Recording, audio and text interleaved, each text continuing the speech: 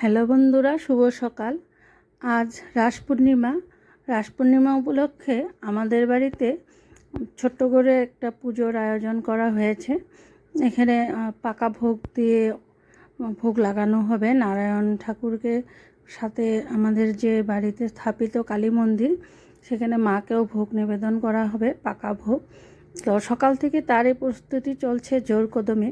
সবাই সবার যার যার মতে কাজে ব্যস্ত, আর আমি ব্যস্ত ভিডিও বানানোতে। তোমাদের সঙ্গে শেয়ার করব বলে আমি কাজের ফাঁকে ফাঁকে একটু করে ভিডিও বানিয়ে নিচ্ছি। তো সকাল 8টার থেকে শুরু হয়ে গেছে আমাদের কাজের তোড়জোড়।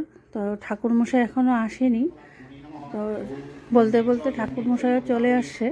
প্রথমে কাঁচা ফলের ভোগ নিবেদন হচ্ছে, নারায়ণ শিলাতে পুজো করা হচ্ছে। এটা নারায়ণ শিলাতে পুজো করে তারপরে মায়ের মন্দিরে ভোগ নিবেদন করা হবে, পাকা ভোগ। তো ঠাকুরমশাইয়ের পুজো মোটামুটি হওয়ার মধ্যে আর ওদিকে ভোগের প্রস্তুতিও জোর কদমে চলছে। আজকের দিনে প্রত্যেক বছরই আমাদের বাড়িতে ভোগ লাগানো হয়, নারায়ণ পূজার সঙ্গে মায়ের মন্দিরে ভোগ। তো বেশ ভালো লাগে এই দিনটা। আর বাড়িতে পুজো পার্বণ হলে কার ভালো না লাগে বলো? মনটাই যেন সকাল থেকে ভালো হয়ে যায়, বাড়ির পরিবেশটাই যেন অন্যরকম হয়ে যায়।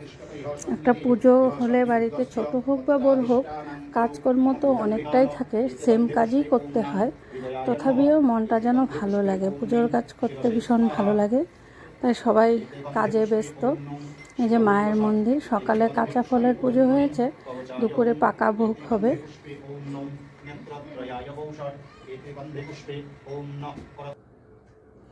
এদিকে ঠাকুরমশাইয়ের পুজো চলছে, আর এদিকে ভোগ মোটামুটি হওয়ার মধ্যে অন্ন রেডি করেছে, অন্নটা করবে।